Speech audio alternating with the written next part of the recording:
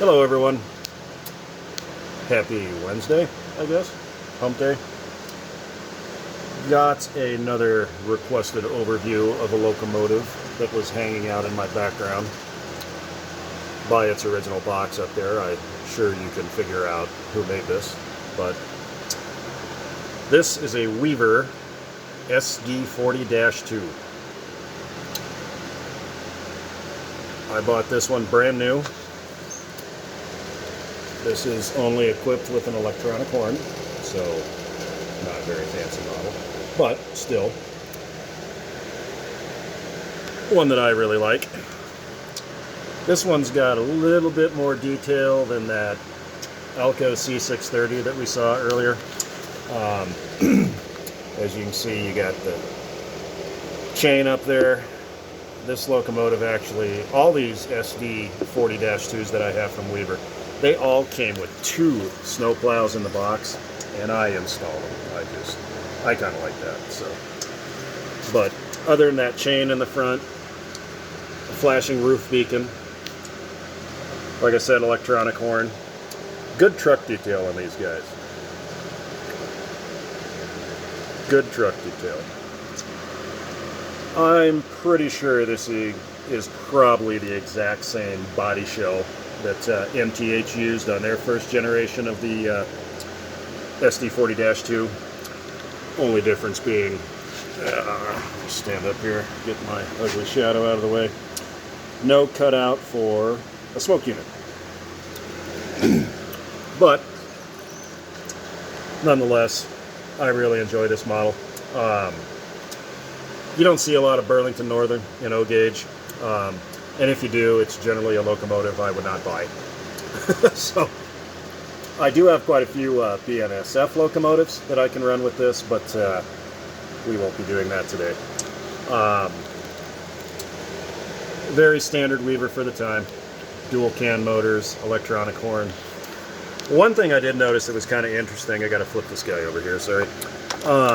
When it comes to the drive axles, so if you compare this to an MTH of the same era, you can see that the front axle is actually flanged, all metal and non-powered. And then the non-flanged and the rear wheel are the ones that are powered with the traction tire and everything. Go back to the back here. Same thing. So if you look at an MTH version of this, the back axle will be the one that is non-flanged and is also plastic. So I kind of like this setup a little bit more. It just, hold on, get her back on the track. This seems to pull a lot more than my MTH one. It really does. The C630 was not set up like that, and neither are the Alco C628s. I have a couple of those too. They're set up just like the MTH, where this guy right here is the blind one. But yeah, as you can see, original box there. This here is your massive construction sheet that came with this. I guess times were just simpler back then. Hold on here, let me spin the box around. If anybody's interested, you can see if I can get that to set down. You can take a look at the features. QSI, of course, made in Korea. So I won't go too far into anything about prototypical history. You guys have plenty of other videos you can watch where people can give you more more information than I can. I will tell you, I did do a quick search on this. One thing I found very interesting is the Burlington Northern owned more of these than any other railroad by a pretty big margin. They had 835, so that's a pretty good number. So they must have really liked these. These were 3,000 horsepower, like the original SD40. The Dash 2 series, when it was introduced in January of '72, it basically had improved electronics, and they basically were the same electronics that were in the Centennial locomotives, those BD40AXs. So this locomotive has those same electronics, which were very advanced for the time. So this also was EMD's second best-selling locomotive in history, barely edged out by the GP9. So for American production, these things were made 72 to 1984, and then with foreign production, meaning Mexico and Brazil, they went all the way to 1989. So,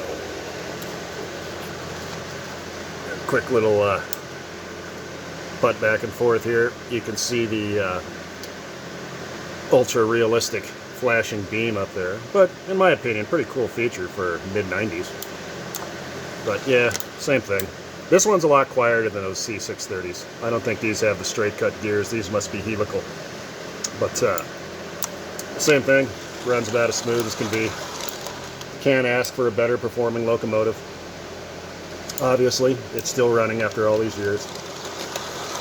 But one thing tonight that's kind of cool, through the absolute wizardry of modern electronics and the pause button,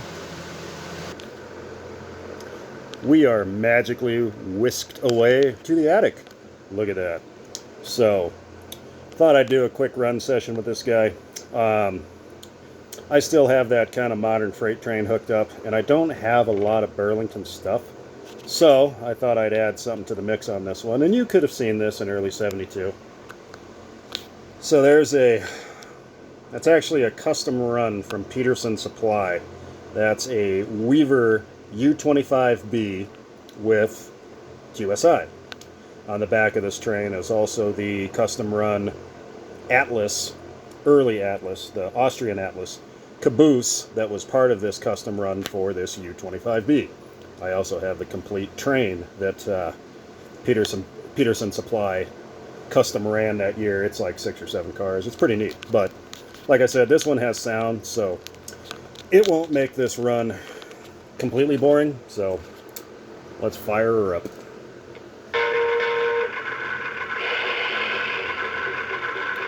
Very unique sound set, by the way. That actually sounds like a GE locomotive. So let's run them around.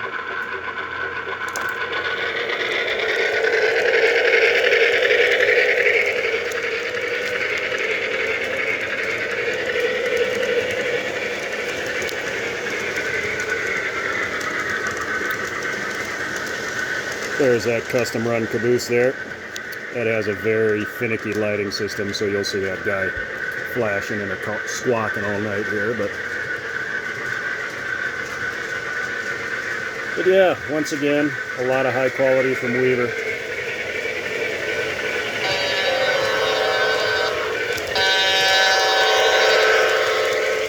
You can obviously hear the electronic horn from the SD40 and then the correct horn from the QSI equipped U25B, but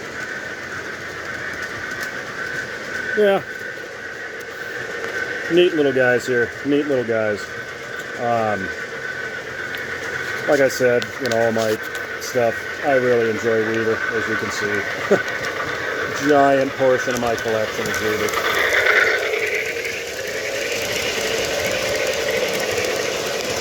And I think that sound system on that U25B is just great. There's another Weaver right there. That is a C628. But yeah, not too bad. I like these guys, so.